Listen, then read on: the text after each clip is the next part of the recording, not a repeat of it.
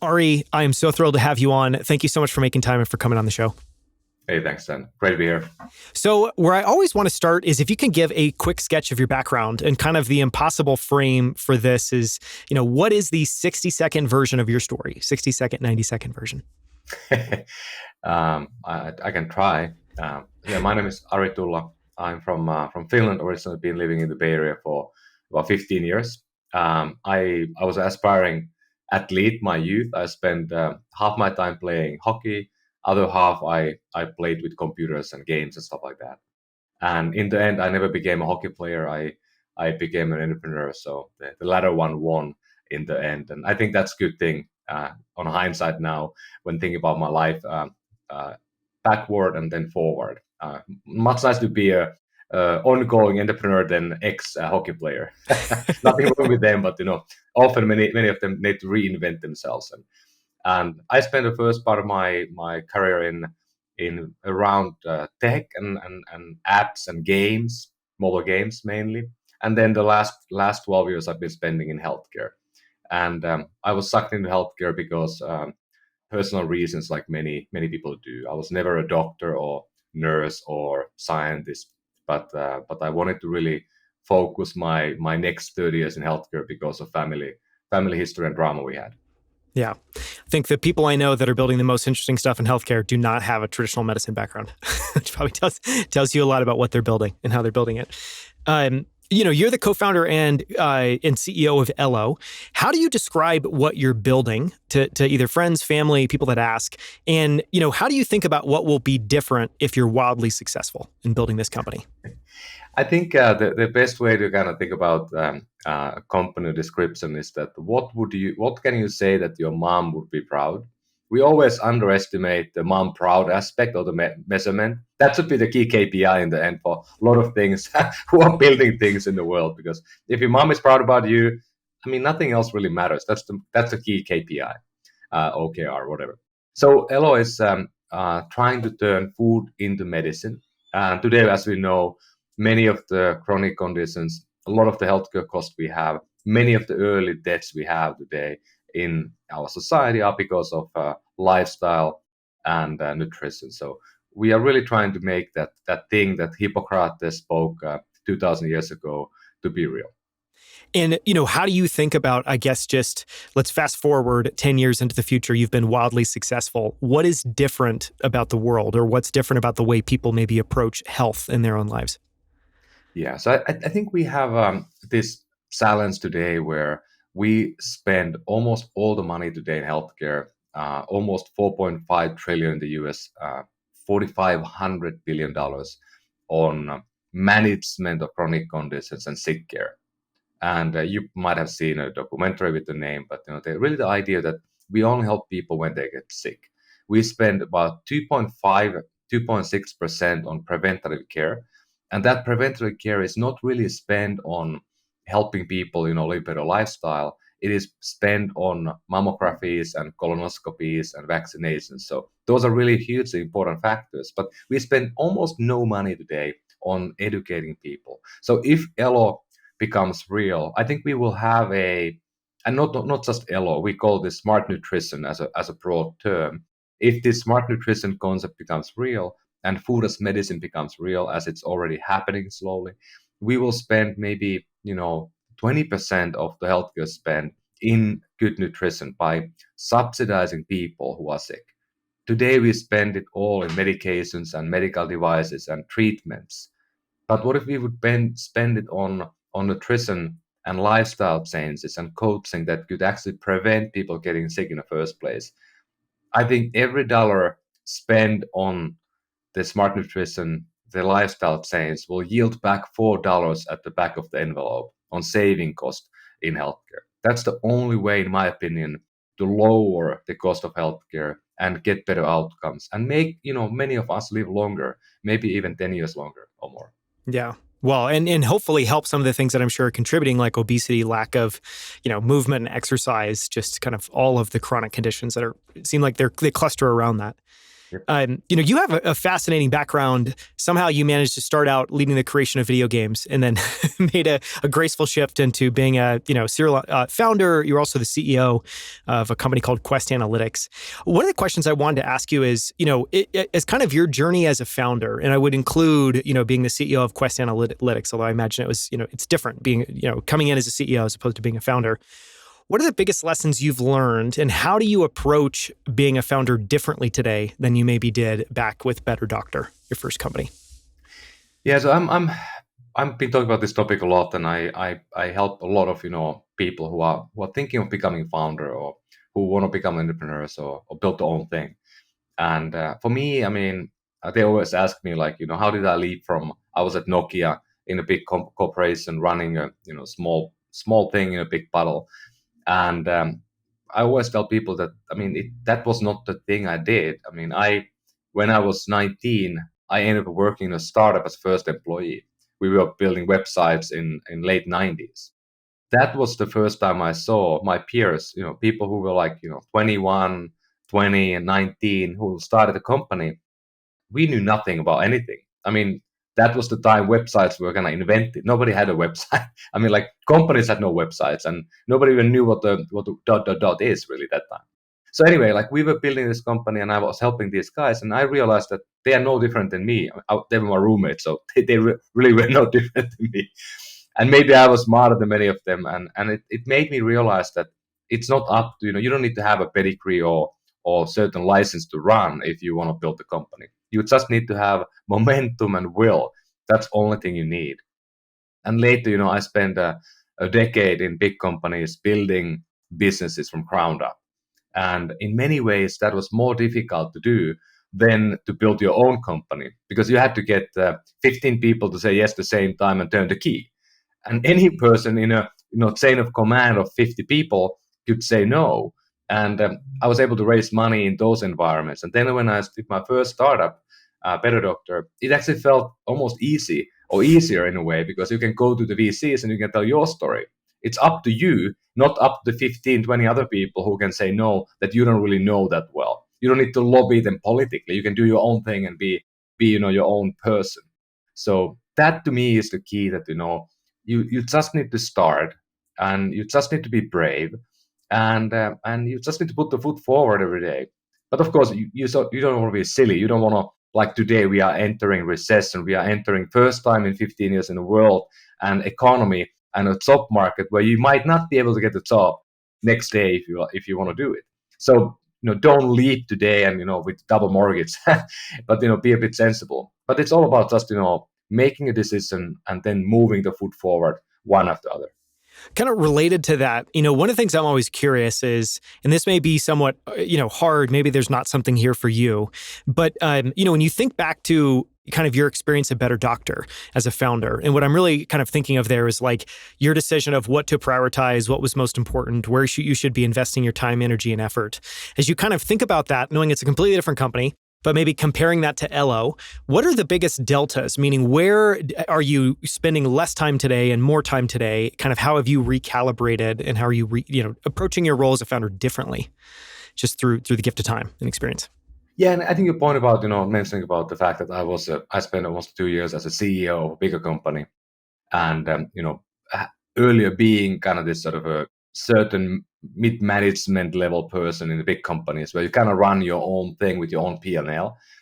So I had that kind of that business sense, and but at Better Doctor, it was more about how do I learn a new industry. I came from the tech.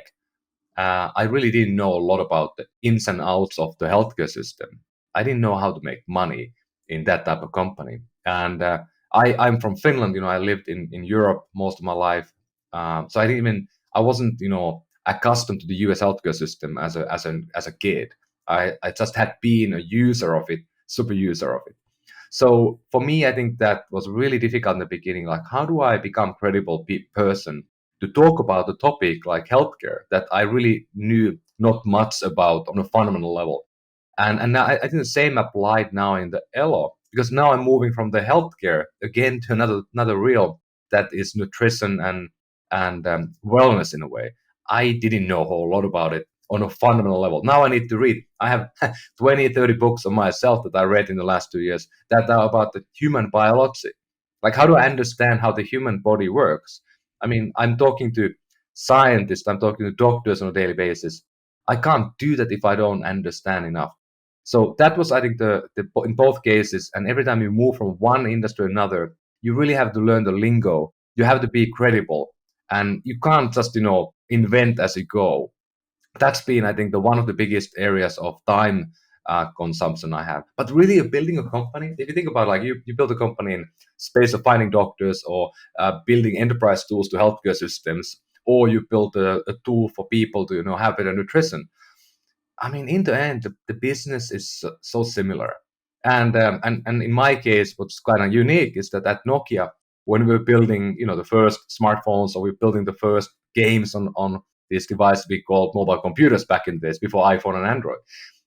My counterpart that I met for lunch almost daily, and we talked about business weekly, was Tapio Tolvanen, my current co-founder for Better Doctor, my co-pilot at Quest, and my co-founder at Elo as well. So I've been with this one person for 15 years, and he is the person who knows tech, who is one of the best developers still today I ever met in my life, who was a chief architect at Nokia, building new smartphone platform and operating system from ground up. Pretty unique thing. Not many people have done that. There are a few people. So that person kind of has been my rock in a way, that we talk daily about how to run companies. And then in the end, we've been having the same people follow us now in a fourth company. There are some people who have now helped us for almost 20 years. So you kind of have these people that, they kind of grow with you, and you trust them, and they know business, they understand how to build things. But then, in what domain you build, it's really not that different in the end. And building a company, you need money, you need direction and a vision, and you need good people. That's, I think, all you need to have. The rest is really day to day and planning. Yeah, I love how clean that perspective is. You brought up all of the research you've done over the last, it sounds like 2 years of kind of reading 20 to 30 books. One of the questions I always like to ask founders about is if they have favorite books. And so I guess the questions that I would ask you is, thinking back on those 20 to 30 books, is there maybe one or two that you just felt were incredible that you would recommend to people that also want to, know more about the body, or how kind of the body and health and nutrition works? And related to that, is there anything that you found helpful as a founder, or any other books that you would share with people listening? Well, I think, I think the first thing that is important, and this is not, of course, news to anyone here, I think, but you're looking at this world we go today, where we are glued to the smartphone day by day. I think the data now says that, half the people in the US are getting their news from TikTok. I mean, I'm laughing a bit because, that's pretty crazy and wild in a Yeah. way. And I'm uh, and I brought it up myself in a way that I was on a book all day, every day, and I couldn't be happier than I'm today when I look at my son, who's 8. He woke up this morning, 6 in the morning. I woke up, a bit after. I waltz into the living room silently, and he is reading a book there, uh, clothes on already, and I'm like high fiving him. That's awesome, because he clearly found the love of reading early on, and I had the same thing myself, and not everybody has that. And with love of reading, you build a certain type of brain, a brain that is able to suck information, learn, think about things independently. With the TikTok, I don't think you're gonna get that. So for me, I mean, it's key about, like, what do I do all day long, every day? I try to find some time in my day to read and get better. If you don't spend the time to get better every day, you will kind of stagnate, and you can't leave and upgrade yourself.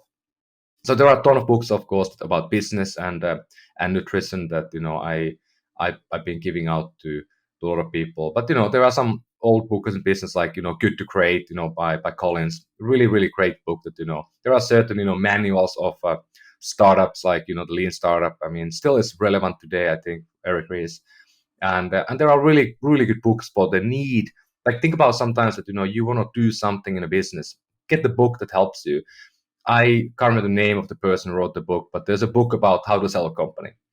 I mean, I've been involved now selling a few companies, and you take the book every time, and you're like, this is awesome. There's another book about how to structure a term sheet. I just closed the financing round, and I took the book again. I read 5 times, 6 times, and every time you're like, it's awesome. Like you spend 3 hours, you are like back on track. Like, what is this buttoned up term you need to design and define with lawyers? Helps tremendously. And then I think on the nutrition side, there is so many different theses, so many different diets that I don't know if there's like a one thing, but the only person that I recommend to everybody to start with is Eric Pollan. Michael Pollan, and his books that are about how to eat, how not to eat, like Carnivore's Dilemma. I think is a really good one. He is very, very, very good at telling you a simple story about a very complicated topic that people go to war because of food. I mean, it's a really tough topic to learn about. Yeah, especially today. I feel like everyone has their own, perspective. And, I think that's one of the, in many ways, that's one of the incredible things about today is it's somewhat of a choose your own adventure, and everyone can kind of follow what feels good to them, what makes them feel great. Okay, I'll definitely link to Good to Great, Mark Pollan, and a handful of those books. And I'll try to follow up with you afterwards and see if I can get a name to that How to Sell a Company book, because it sounds interesting. And I bet a lot of people would be interested in it. I want to kind of switch tracks and ask a different question, which is, founders have very limited amount of time, almost an infinite number of ways that they can spend it in a given day, or kind of invest it in a given day. Do you have an approach to productivity and performance? And really, I think what I'm asking for there is, how do you think about how to allocate your time and prioritize your work? I have done a lot of different optimize hacks and all these things that you read about in blogs, and I tried many of them, and very few stuck in the end. So what I think is that you have to find a balance, because building a company or doing anything meaningful in life, like learning a new language or learning a new sport or excelling on anything, it will take to 10,000 to 100,000 hours. So if you don't like it every day, if you make it too tough for yourself, you're not going to end up doing it for that long. So there has to be the balance first, and balance in my life means that I always prioritize sleep. I prioritize physical activity. That happens to be my drug. I mean, not everybody has that, but that's my drug for my life. And then I always focus on one thing that comes every day. Like my screensaver here says, what's the most important thing right now?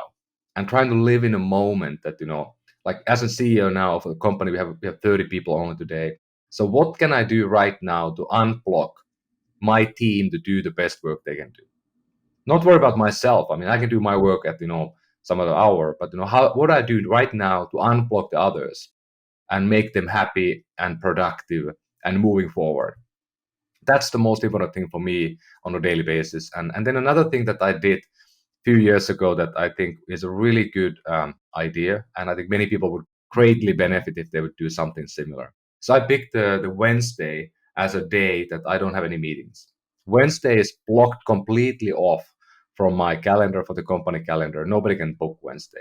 That's been the case for many years already, and people know it now. I rarely even get notes to try to meet somebody. Nobody's calling me on Wednesday. I spent the morning on Wednesday. When my kids were a bit younger, they were not in school, I spent it with the kids. So with my son first, and with my daughter, I went hiking or doing something with my kids for 4-5 hours. And then the afternoon I was reading and working and writing. And now as the kids are in school, I realized that time is mainly mine. So today I go surfing or long bike rides or do something like that, and that's when you get the best ideas. That's when you become most productive, and it breaks the week nicely. I do work on Sunday, on most Sundays, half a day. I rarely work on Saturdays, but I work a lot of hours. But that one day has been a really, really great hack that has kept me sane, at least on some level. Yeah. Related to that, do you have any practices around reflection? And I think, what I'm kind of asking there is, there's clearly the kind of always on act of what you're doing, of saying, what's the most important use of my time right now? And then, this act of kind of making sure that there's a day a week where you have some breathing space to be able to learn, to be able to spend this in other areas, feels like related to that. And something I just think is very under-discussed generally is just time for reflection. And, some people just, they don't have an intentional reflection process, but it's something that's always going on in their mind. Do you have anything that you do around reflection? Does that show up in any way in your life or work? Yeah, it's one of those things again that I don't know why, but maybe it's just my type of brain.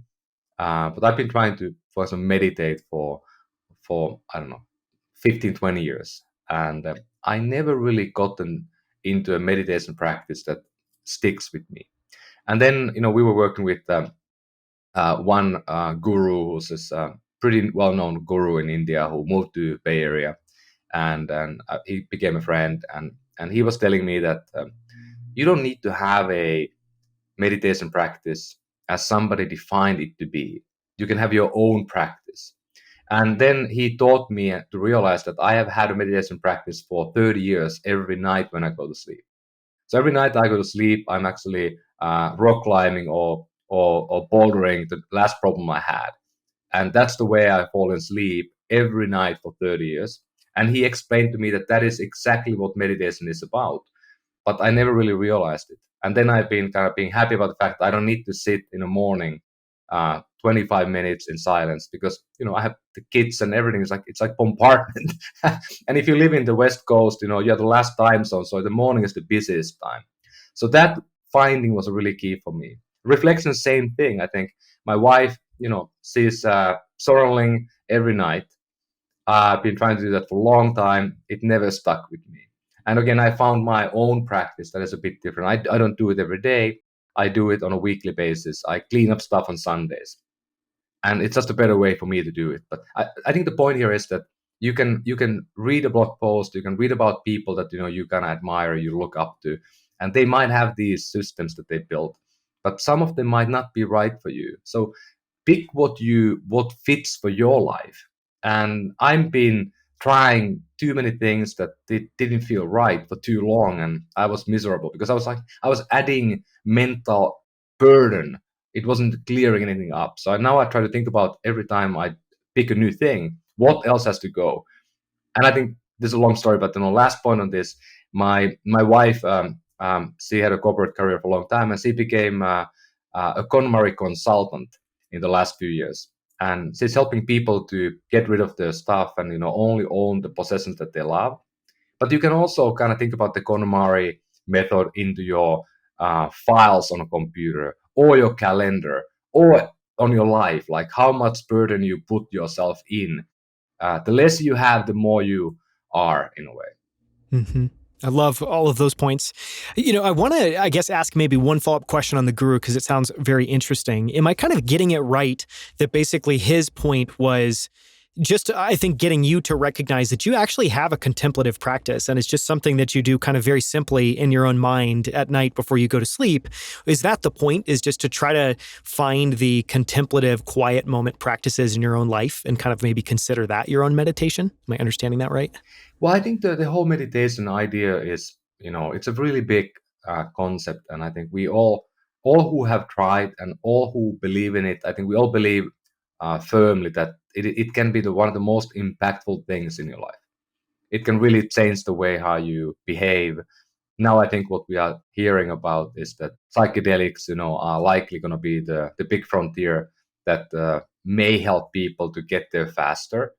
Again, I don't know if that's a good or bad, but we tend to be Yeah. very give it to me now society. Yes. And I think the psychedelics might be able to do that really, really well.